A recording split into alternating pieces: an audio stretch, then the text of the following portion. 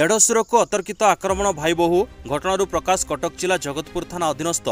अटोड़ा grammar श्रीजुक्त द्वारिकानाथ पाणिग्राही पिता गोपीनाथ पाणिग्राही से जड़े पुलिस विभाग एवं स्पेशल ब्रांच अवसरप्राप्त कर्मचारी से एक प्रेस विवृत्ति में प्रकाश करिसेंति जे तांको सान भाई स्त्री सरोजिनी पाणिग्राही घरोई विवाद को केन्द्र करी गत 20 तारिख में 11 घटिका समय अतर्कित भाव आक्रमण करते जहाद्वारा द्वारिकानाथ पाणिग्राही जड़े वृद्ध वयस्क लोक होइथिबारु से निजर भारसाम्य हराइथिले जहाँकि तांको हाथ एवं गोड़े शक्त आघात लागिथिला एवं समस्या को नहीं से थानार द्वारस्थ होइथिले किंतु जगतपुर थाना पुलिस बाबू केस रुजु करी बसी पड़िछंती। श्रीजुक्त द्वारिकानाथ पाणिग्राही प्रकाश करिछंती जे मु जणे स्पेशल ब्रांच रो अवसरप्राप्त कर्मचारी होइथिले मध्य मते उचित न्याय मिली पारेला नाही बोली क्षोभ प्रकाश करिछंती एवं से पुलिस प्रशासन को निवेदन करुछंती उक्त घटनार सठिक तदंत करी तांकु न्याय प्रदान करा जाऊ। मु द्वारिकानाथ पाणिग्राही पिता गोपीनाथ पाणिग्राही घर आतोड़ा थाना जगतपुर 1965 मसीह स्पेशल ब्रांच चाकरी कर 19 मसीह अवसर नहीं अवसर नेला गाँव रोचे गाँव रहा फल मोर एक कापुआ भाईर स्त्री सरोजिनी पाणिग्राही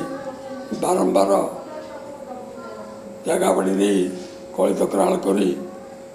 मत मोपरे विभिन्न समय अत्याचार कर चलती मुझे थाना द्वारस्थ हो थाना वाला मो आवेदन उपर कार्यानुष्ठान ठीक भाव ग्रहण करना बोली भावुँ जहाँफल सी शेष मत बाढ़ा पर्यटन कथा रही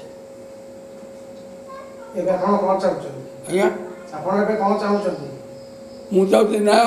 जे मु प्रकृति जब दोष कर मो दोष कौन बोले मुझे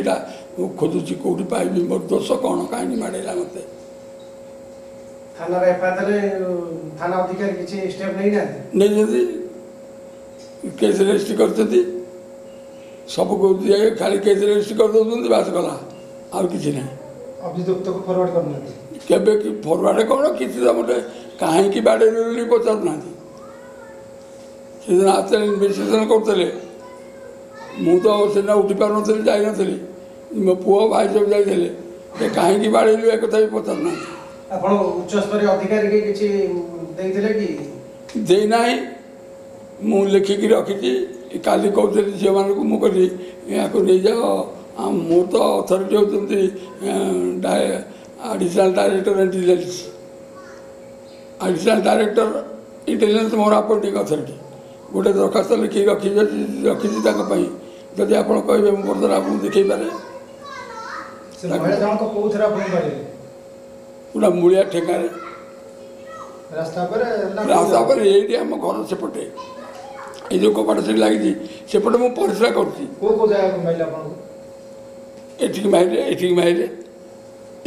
गोड़ आ हाथ तार सब फोटो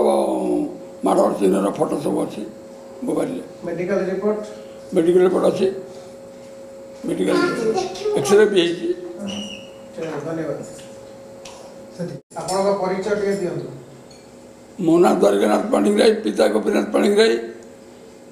आपन आज जो प्रेस में डाकी जंती आया कोन कहि कविता मो ऊपर एमती मोर सान भाई ककापो भाईर स्त्री बारंबार अत्याचार कर चलती बारंबार थाना 3-4टा इतला दिया कि सुफल पाऊनी मो कौन पे आप अत्याचार कर जगह बाड़ी सकाशे मो जगह बाड़ी छाड़ा मुख्य कथा से नहीं मुख्य कथा हूँ मो पु बांगालोर चाकरी कर मो दी भाई जन भुवनेश्वर जन कटक रोच परमानेंटली सी चाहते ये चलीगले Sorry sir, actually it's a doubt.